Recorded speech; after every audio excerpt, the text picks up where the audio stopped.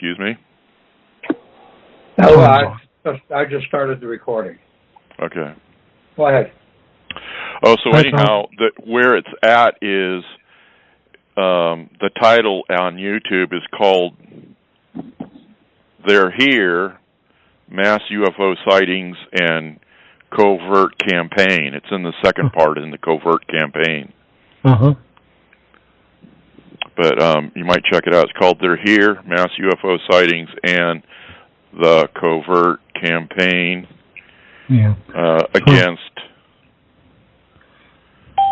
like anybody, I guess. Yeah. So it shows you how they operate the covert campaigns. Oh. Yeah, it's just good to have an awareness and get familiar with where it's coming from. Yeah, look at that. I was in the e-concurrent file, and there's a lot of, looks like a lot of things have been taken out.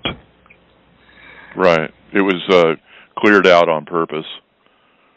And I'm really confused about what we're not supposed to send out now, or what we're supposed to send.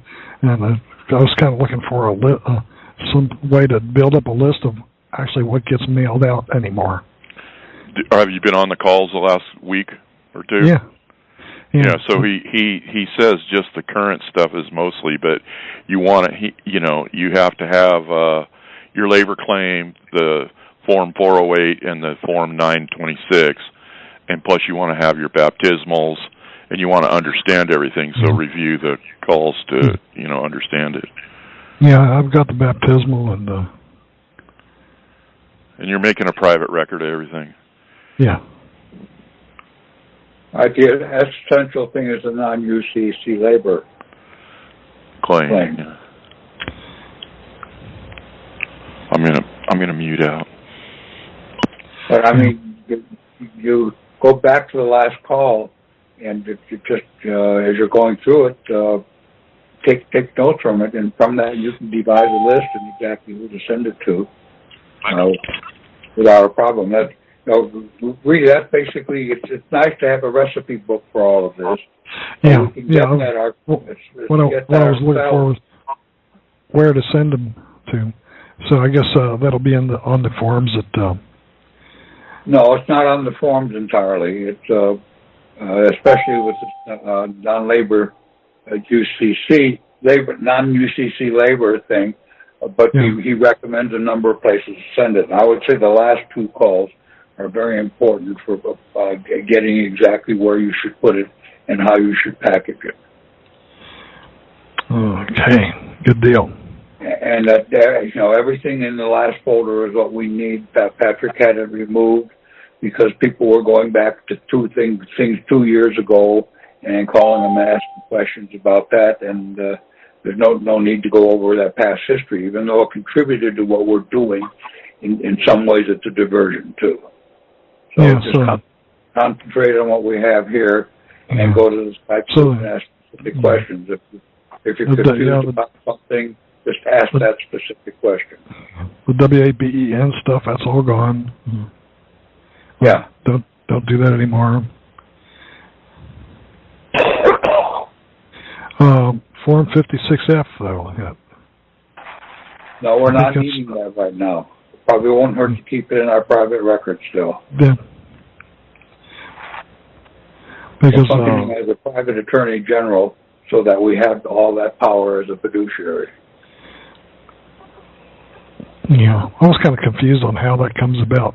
Where you get to the point where you can say I am a private attorney general. Well, he's got it written up, and I think you should look closely at all the documents in that folder 39, claiming your labor, I think is the name of it. Claiming your labor, yes. Yeah. To be a private attorney general, you're going to have to know how to distinguish a tort from a commercial crime. Yes, that's true. It's really easy. If you're not familiar with it, let me familiarize you with it. A tort would be a tort you'd have to produce an injured party. Right. Okay, a commercial crime, they're going to have to produce a contract. Okay? I remember that. I remember that part. Yes, thanks.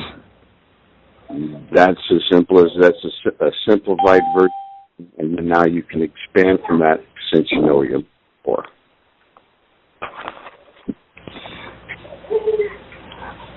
All right. This is good. Now, this is Pat. I'm on the line now. Happy Father's Day to all the fathers out there. Okay, Patrick. As we know, everything out here, all these constitutions, contracts, and everything else, they're all about commercial banking or just banking. Okay? And they're all under contract. The Constitution was a contract with the people to the government, to oversee the government. The statutes at large are for corporations. They are not for the people. Okay? They may be out there, but they're protecting the rights of the people in the statutes that were written. Okay? They can't take away from our rights in the statutes. Now, every time you sign a contract, you don't create a straw person, you create a shadow. Look at that document. Basically, that signature is your shadow. Just like in the movie Peter Pan, he got separated from his shadow. Okay? Really need to read the Constitution and understand what it really says out here. Most people really don't know the full aspect of the Constitution. For the banking Constitution for the United States of America, Article 1, Section 10, no state shall enter into any treaty, alliance, or confederation, grant letters of marque or reprisal, big item, coin, money, emit bills of credit. That means the state cannot issue bills of credit. Make anything but gold and silver coin a tender in payment of debts. Pass any bill of attainder. Another big item. Ex post facto law. They can't make an ex post facto law. Or law impairing the obligation of contracts. Or grant any title of nobility. This is the states cannot do this. That means all these bar licenses are granted by the states because it's like the Iowa Bar Association. They are granting a title of nobility to that judge or to that lawyer or whoever. That is a title of nobility. They're in violation of Article 1, Section 10. They cannot pass any law that impairs an obligation of a contract. You go into court on a traffic ticket. Where is the contract? I want to see the contract that says I am obligated to complete this action. It's all about contract law. In this country, there was to be no debtor prisons in America per the foundational banking charter. That is covered under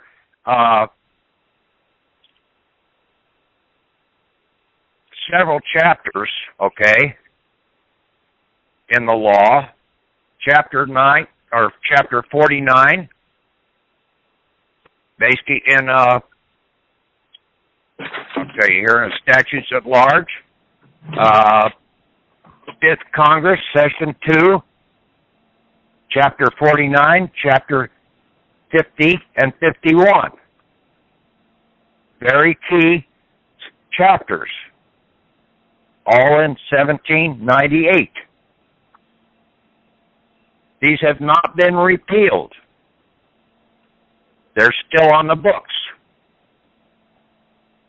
The problem is we are still in a civil war. The Civil War has never ended. It was continued under the 1871 Commercial Contract State of Insurrection by the foreign copyrighted legalese and commercialized United States bankrupt corporations against the sovereign people of the United States of America.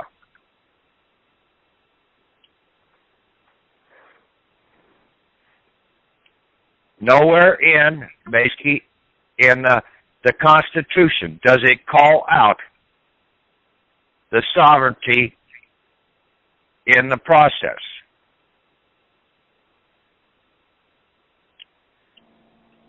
Sovereign, a ruler, a king, the supreme power in a government. To the Constitution of the United States, the term sovereign is totally unknown. But there is one place where it could have been used with propriety,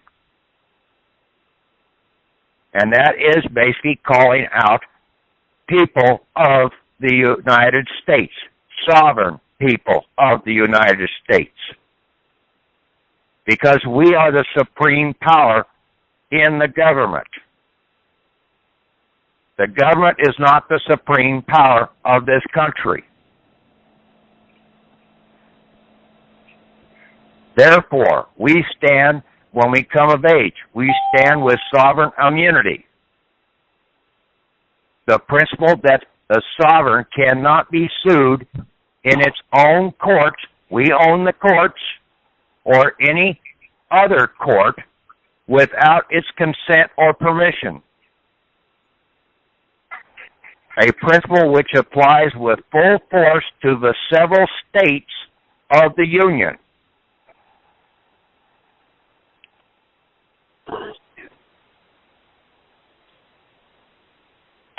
The sovereign people, see, people of the state, people of the United States. That's not the corporate United States.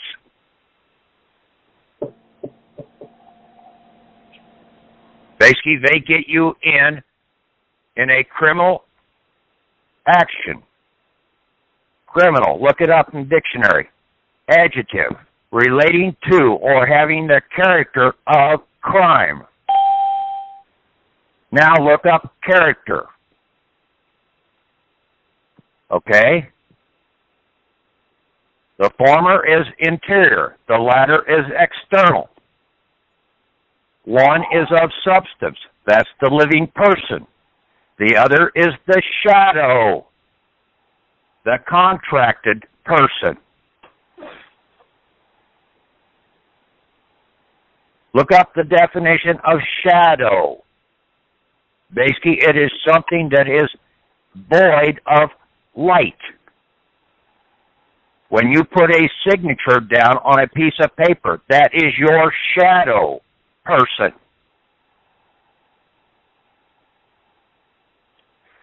Then go in and look up the definition of rough shadowing.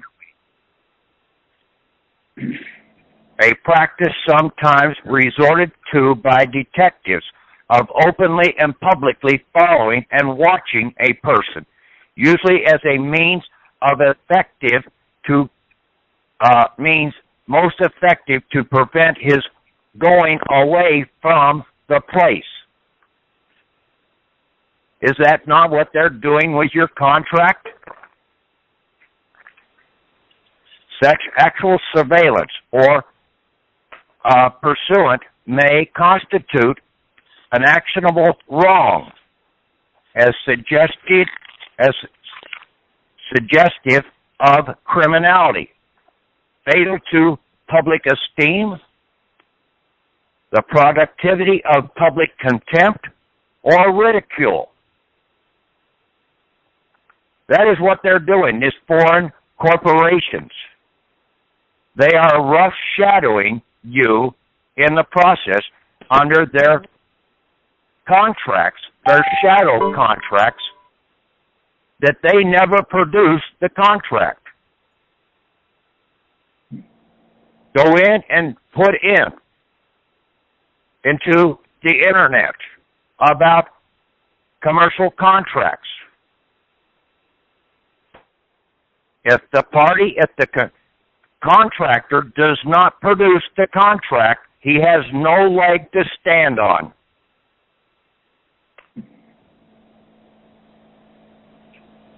That's the bottom line.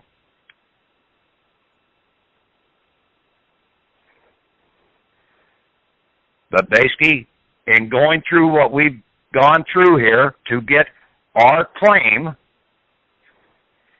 and a Civil War claim, okay? We know that the Civil War is still going on. Civil War claims. Claims arising under the Capture and Abandon Property Act of 1863, which provides that property when captured should be sold and the proceeds paid into the United States Treasury, and that any person claiming to be the owner of the property, thus captured and sold, might at any time within 2 years after the close of the Civil War bring in the Court of Claims, which is the bankruptcy courts, for the proceeds, and on satisfactory proof of certain facts, and presently that is your non-UCC filings, to recover its value less some specified deductions. Civil War claims is right up the alley of what we are doing.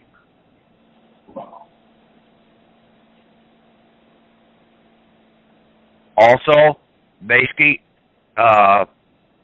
in the process, contract clause.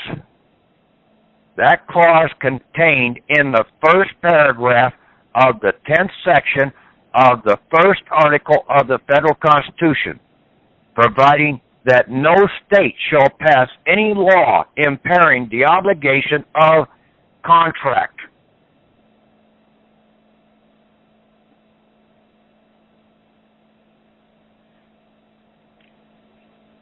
Contract labor laws, contract of hire, contractor. And basically all of these contracts are under a performance, these commercial contracts are under a performance and a payment bond out here. The performance bond pays the contractor. The payment bond is the payment that is supposed to go to the employee or the laborer. These two performance and payment bonds are grouped together called a fidelity bond. And basically that is covered also by the United States Fidelity and Guarantee Company.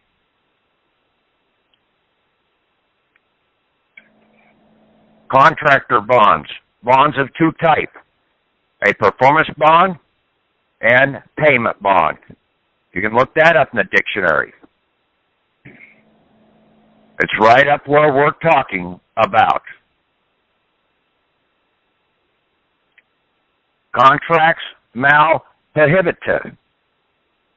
Contracts which are not absolute void in all instances because the acts to be performed thereunder are prohibited by statute but are void or voidable according to the nature and effect of the act prohibited.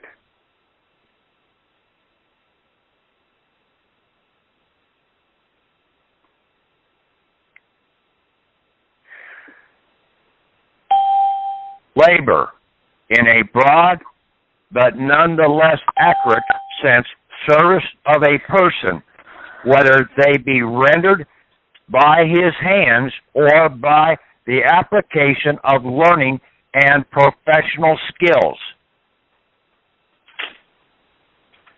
That is basically a contract that is all monetary.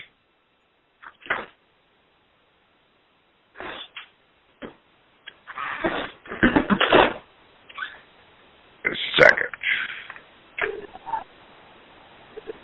Okay. Labor laws.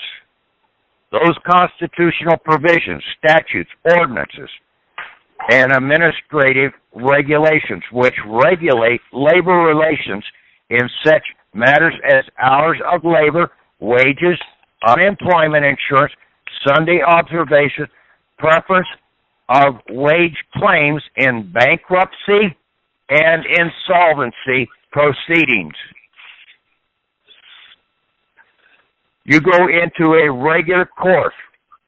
Your fictional person, your shadow, is insolvent until they produce a contract to allow the settlement. And the other is in bankruptcy, basically the Civil War Claims Court.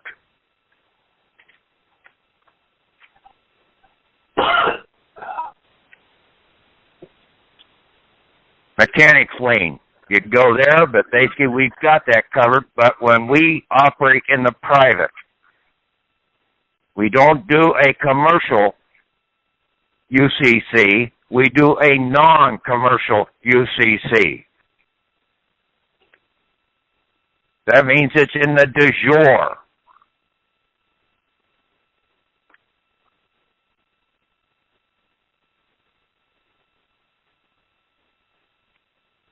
So I'll post some of these definitions up there. Basically, you can go through them and look at them. And that's pretty much it.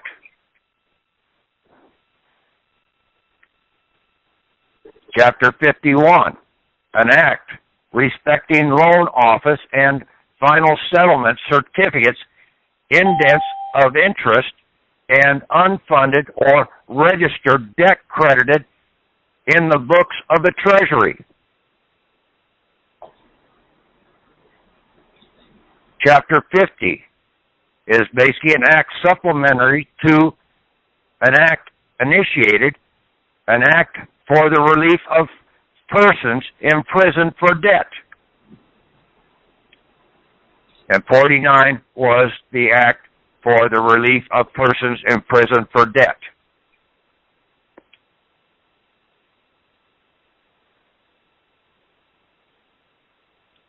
You have to go out here and start waking people up to the fact that basically these judges and items out here, attorneys, are all operating in fraud, in insurrection against the country. There was never anything on the books stating that you had to be a bar member to be a county attorney. There was never anything on the books stating that you had to have a bar license to be a judge. Like I said before, 11 of the first Supreme Court justices never had 4 years of college education. There was only about 3 of them that had any college education at all.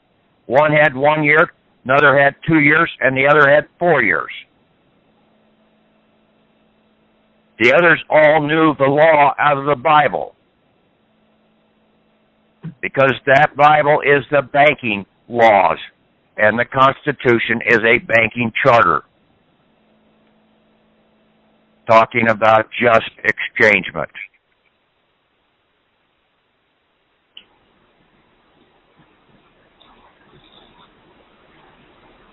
A bill of attainder, a legislative act, and basically the courts have been legislating from the bench.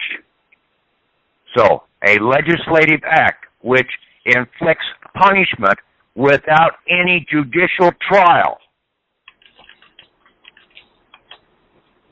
Congress is prohibited from passing any such act by Article 1, Section 9, Clause 3 of the Constitution.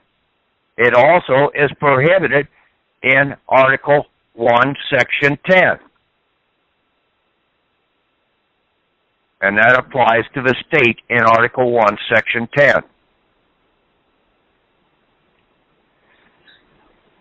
And most all of these people that are in jail are in on bills of attainder.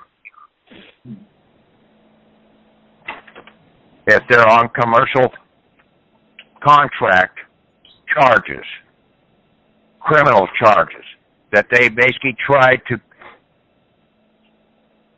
damage your character and put you into a commercial or a criminal scenario.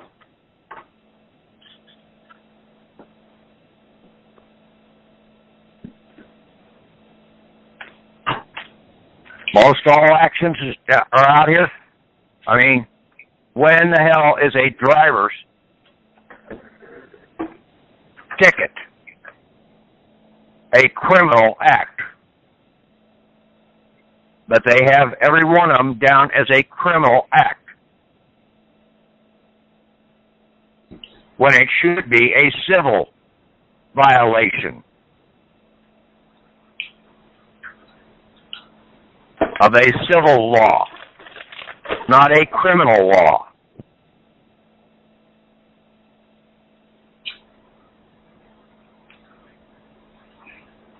The process is that you need to have your non-UCC filed.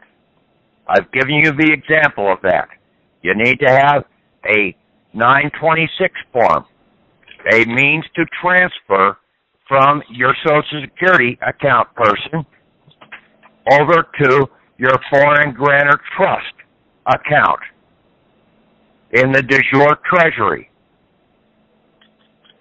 You need to have a bankruptcy filing, a petition, a foreign petition in the process. And that's a Chapter 15 bankruptcy, and it's a Form 401. I put examples of both the 926 and that 401 form up on the site also. I would send these in by registered mail into that bankruptcy court. And also, if you can, put a green card and get the return signature on that card.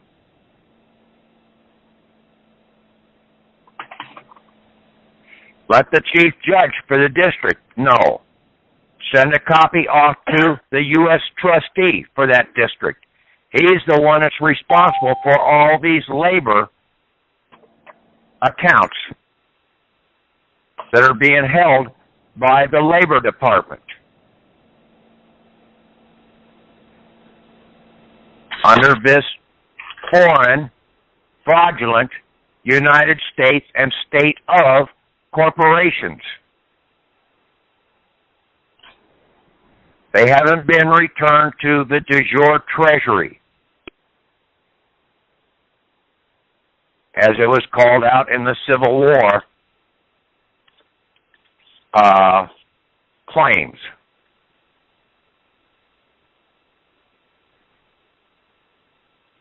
They haven't been captured and sold and the proceeds paid into the United States Treasury. They're being held in the Department of Labor.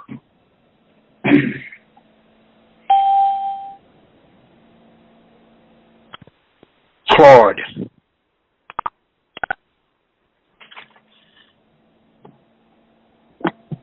A crime, an offense against the sovereignty, an act committed The United States foreign corporation is not a sovereign corporation. It's a fiction. A fiction can't be a sovereign or a sovereignty. They have no substance.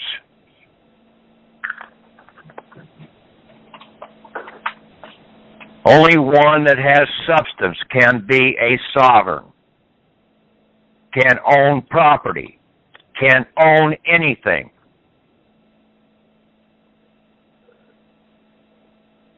These judges really need to be knocked down about 29 pegs, at least, if not all the way down to ground zero.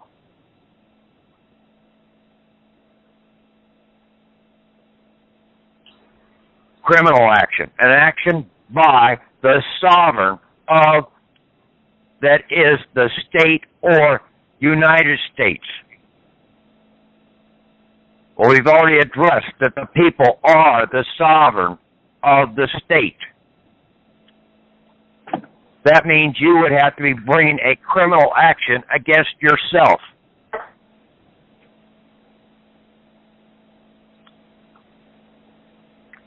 That's why you have sovereign immunity, because a sovereign cannot sue himself.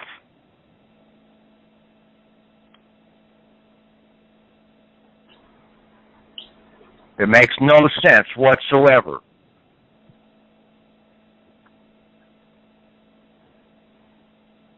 A sovereign would just hand it over from right hand to left hand or from left hand to right hand, and the matter's settled.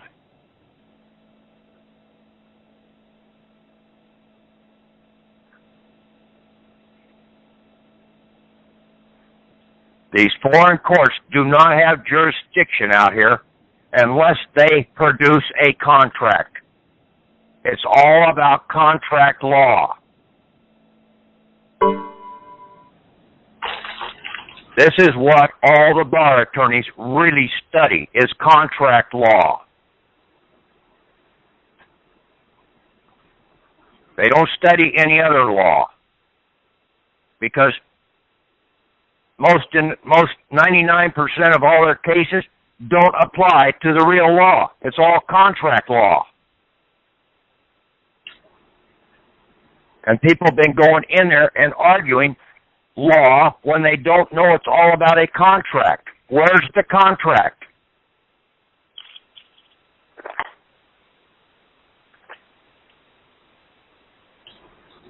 You claim I put a signature on a piece of paper. Show me that contract, and we will go through it and see where it says that I have to pay a seatbelt violation. And it is a criminal action in the process.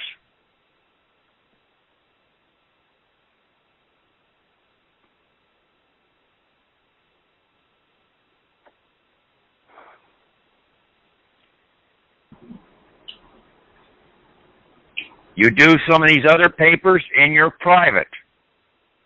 You want to have copies of them, send them back to yourself by registered mail.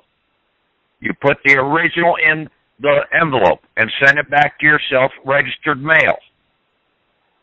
Then basically you take that registered label, you can run a copy of it and say, here, this is my registered mail document.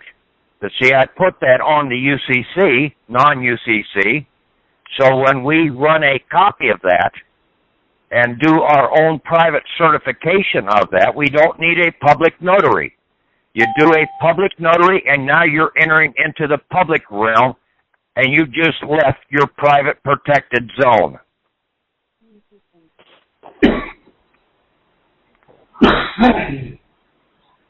Your sovereign immunity zone.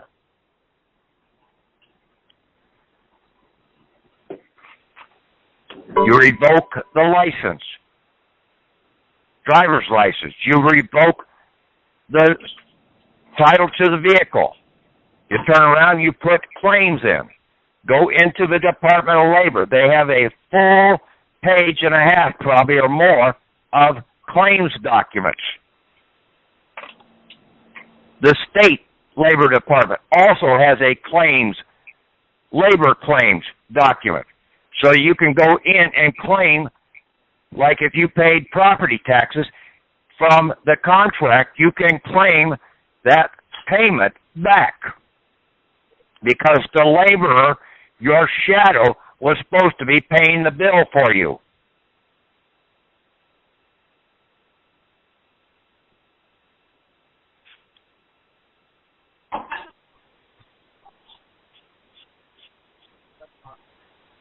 Put a copy of your real birth certificate, your baptismal certificate, so you stand as a prince on the land and a prince on the sea, but you do them in the private. You send the wet ink signature copy back to yourself, and then you take copies of those, and you can certify those copies. And address the registration, the registered mail number. You do a registered mailing on your title to your vehicle. See, there's two items that are signed when you go out and buy something. One is the bill of sale.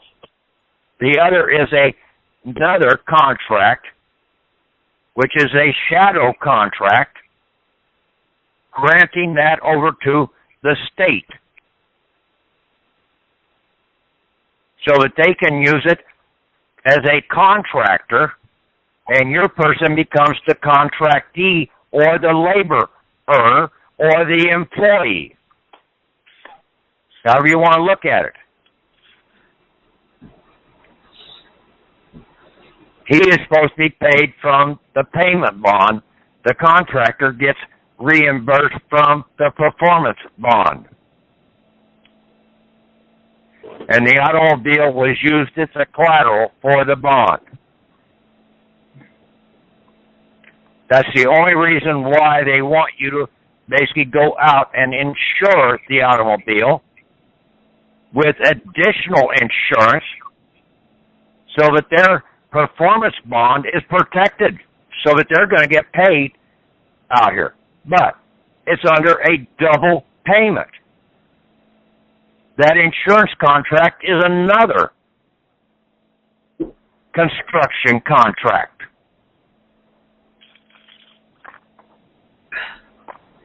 And the state is getting a kickback from the insurance companies off of those contracts.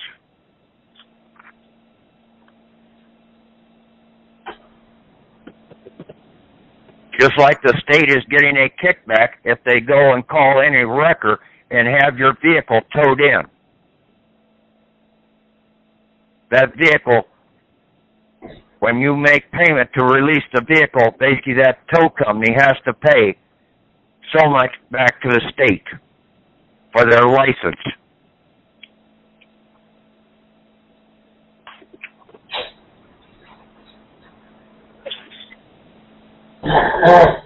You got to see how the game is played. Then you can start breaking this game down. This game of contracts has been out here ever since day one. And the government basically was set up by Adam and Eve. That was when they ate from the tree of knowledge. They set up the first government, and then they were overriding and controlling the labor of poor little Cain. The good guy, the laborer. While they were sitting on their asses, doing nothing. It never talks about Adam and Eve doing anything in the garden except sitting on their ass.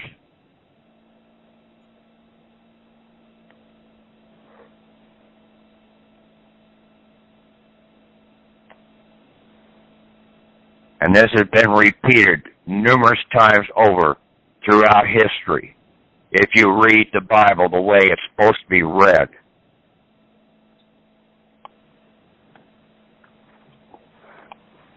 Okay. Now, I've told you the answer over the last 2 or 3 calls here. What you need to do, get those into the bankruptcy court. I haven't heard one word back from the one lady that I know went into bankruptcy court last Wednesday.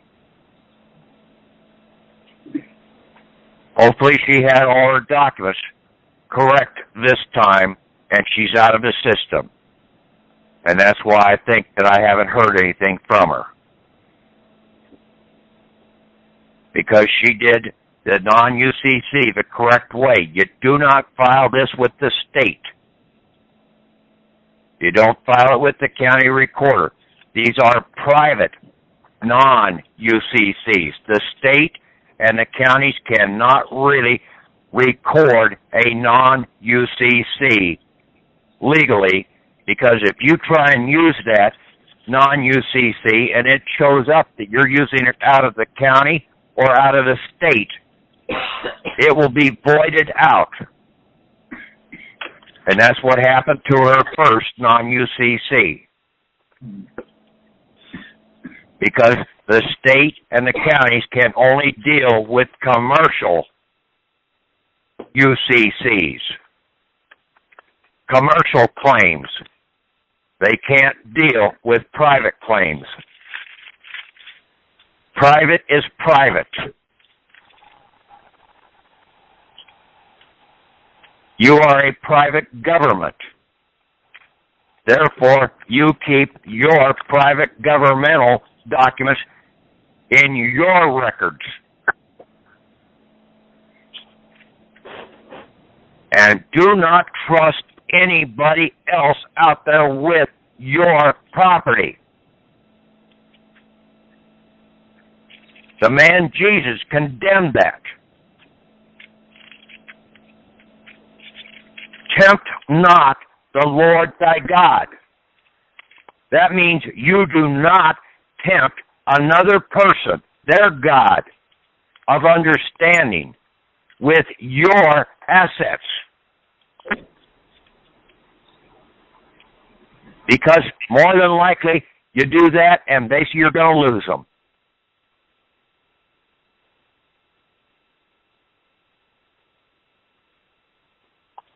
They've got their own.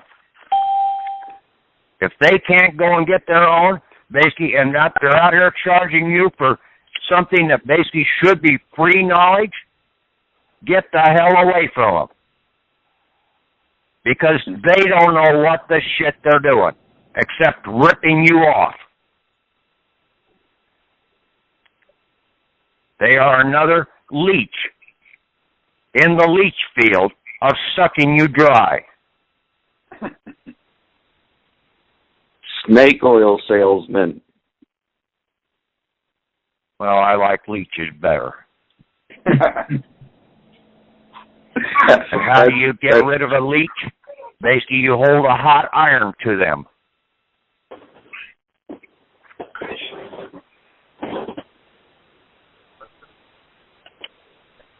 Just like a tick.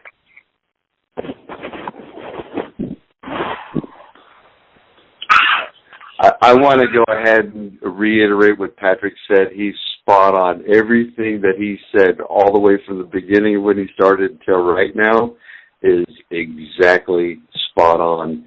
And when you see it and you can see it for yourself, then you can use it.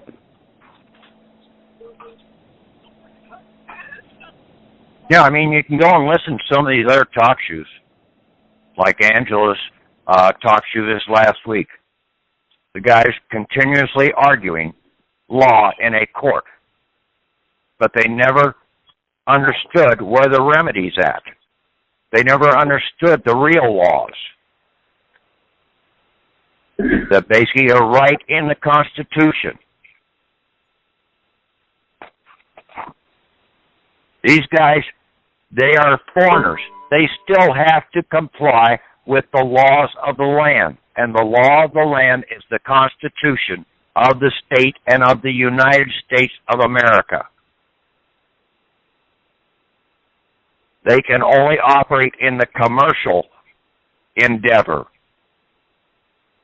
as a foreign commercial banking system.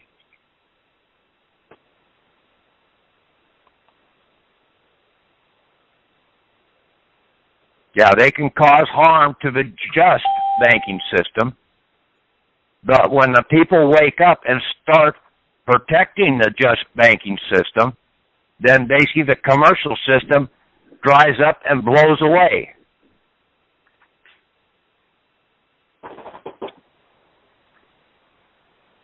You can file charges against all these courts out here using the 13909 form and the 3949 form, A form. That basically they are not a tax-exempt organization. They're a foreign organization, and they're operating for profit. And a tax-exempt organization can't be operating for profit. They've never filed the income taxes that they are required to by law.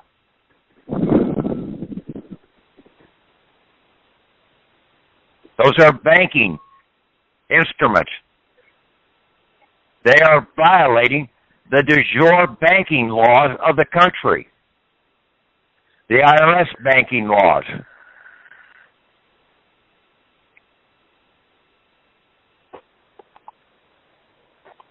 They're hiding things on off-budget accounts, like in the Department of Labor. They're under contract, but they're hiding them off budget.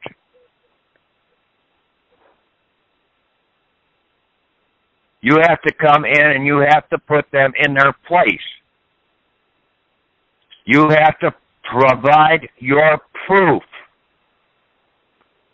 of certain facts.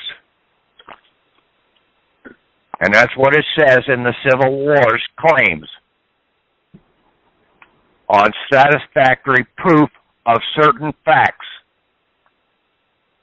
to recover the value that is out there attached to those payment bonds that are attached to those contracts, those commercial construction contracts, those CCCs.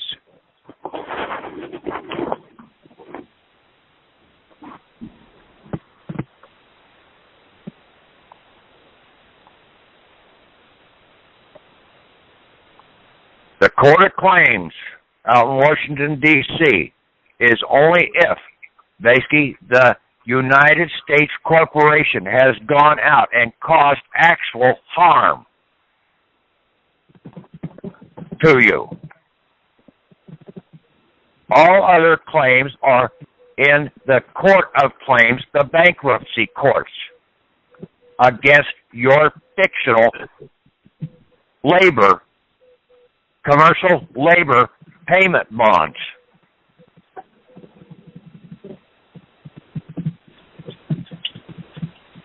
Your marriage license is a commercial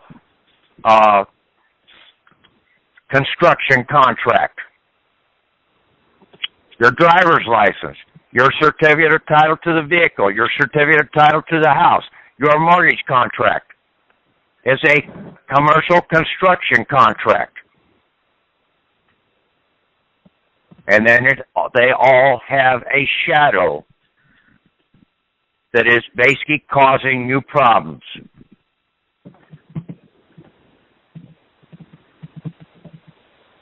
You have to reattach your shadows and bring them home and protect them.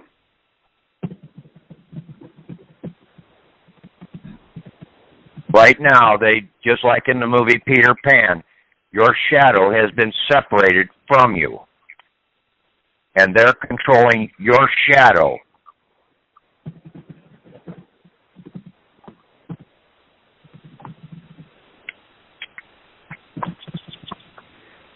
And therefore, when they control your shadow, they're also trying to control you because they're claiming that shadow is you.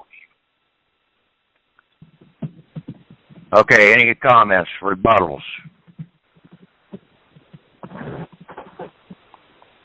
You want out of the system?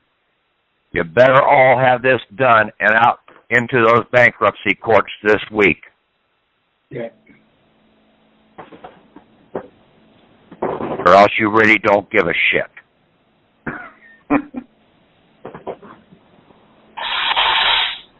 I have a comment or question. Okay. I called the IRS Friday night to get a 98 EIN, and when I tried to get it for Washington Republic, they said that was not an option. I asked to speak to the supervisor. She came on the line and told me that they would consider that frivolous, and they wouldn't do it. So should we get our 98 with a foreign address? No, I didn't. They wouldn't take it. I did mine with the 3520 and the 3528, and the IRS out of Ogden, Utah went and got it for me. I don't know those two. I called the number and tried to do it online. I mean, in person. But they didn't want to hear that. There's a couple other people on the group site there. There's one guy that's gone in and helped about 60-some people get that 98 series EIN number. Talk to them and see how they did it over the phone. Okay? Okay. Thank you. That would be Yasharon. You contact him on the Skype group. On the Speak Skype. up a little, Tom. That would be Yasharon, you can contact him on the Skype group. I'm not on the Skype forum. I'm only one of the We the People. I didn't know how to get it attached to the Skype channel. The welcome email was just sent out again today to people on the Yahoo, and at the bottom of the welcome email, there's a link on how to get on the Skype group and the procedure to do it. Wonderful. Thank you kindly. Thank you. I Googled senior citizens homes in Canada and used an address for that.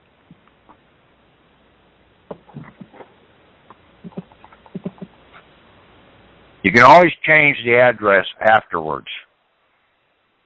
Yeah, I'm going to do that with the 8832 form.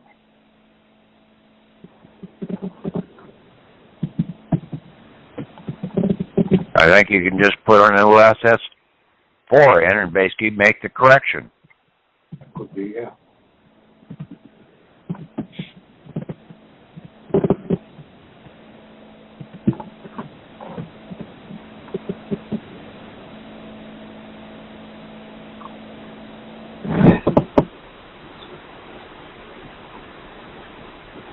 Patrick, I have a question. On Form 926 on Part 3, the reference ID number, could you tell me again just so I can make sure I'm clear on that? You used your other EIN number, your grantor trust EIN number, or your individual banker EIN?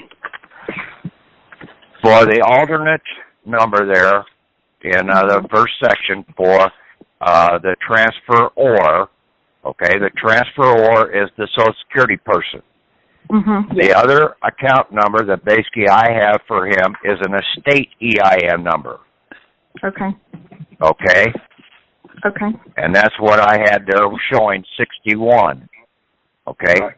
The transferee is going to be your 98 series person, your foreign grantor trust person, whether it's a 98 or whatever number they gave you as a foreign grantor.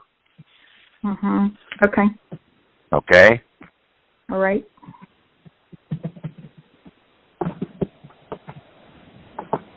Does it matter if it's not? I'm sorry. Go ahead. It just says reference ID number. First I left it blank, but you put in some numbers in there like 114 XXXXs. So I was just wanting to clarify that. On which one now? Hold on. Let me.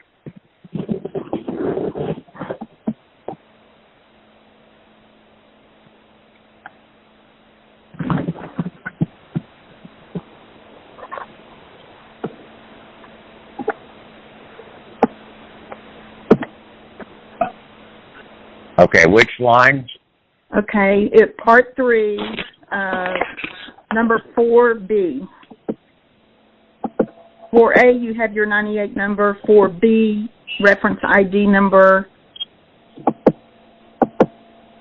You have a 114. I think it might be on the certificate of live birth, Patrick. Yeah, the 114 is his Iowa code. It's his what? Yeah, that was was my registration number in 4B. My certificate of live birth registration number. Okay. All right then. Okay.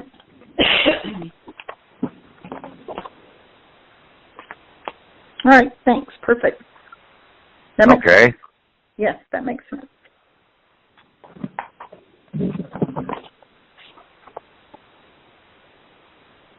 That's the number on the back of the live birth? In the front. Usually the left-hand corner.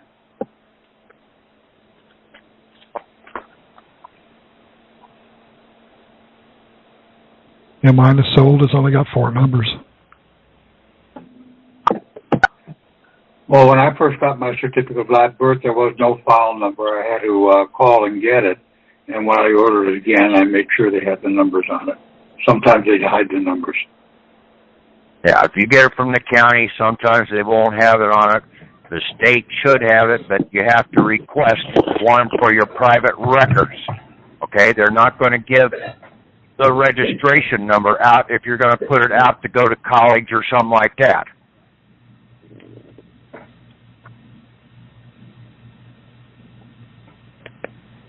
Excuse me, Patrick. Got a question for you. California has a different set of codes, like 105, then the 1957, then the dash 6 numbers behind it, which actually amounts to actual 13 numbers. Is it okay to put that name in? It should amount. You got 3 digits, 2 digits, and then 6 digits. That's 11 digits. Yes. Okay, not 13.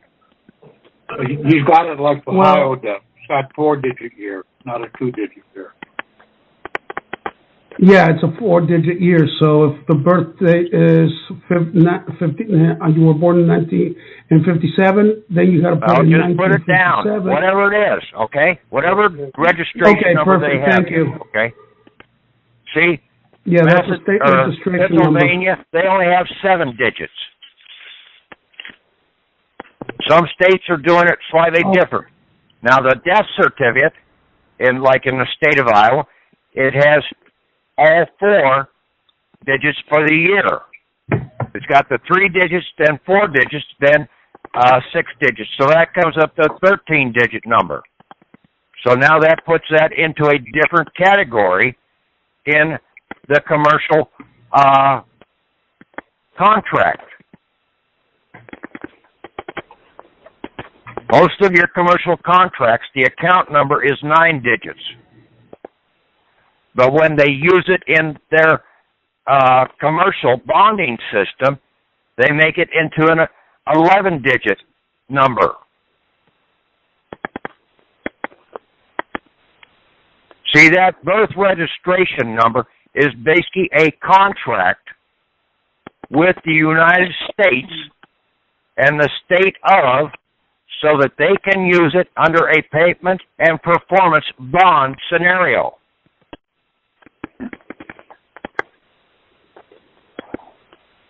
You can put a payment claim in against that certificate of live birth using the state Department of Labor or the federal Department of Labor claim form. Your shadow person is basically the employee of the government right now. You need to bring him home. You need to reattach him. Go out and find Wendy and have her sew him back onto you.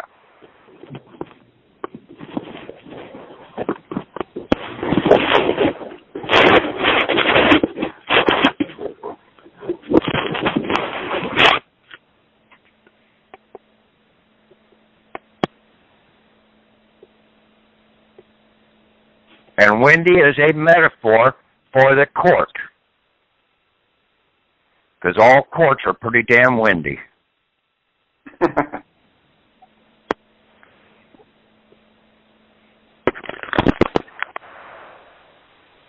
Okay, anybody else?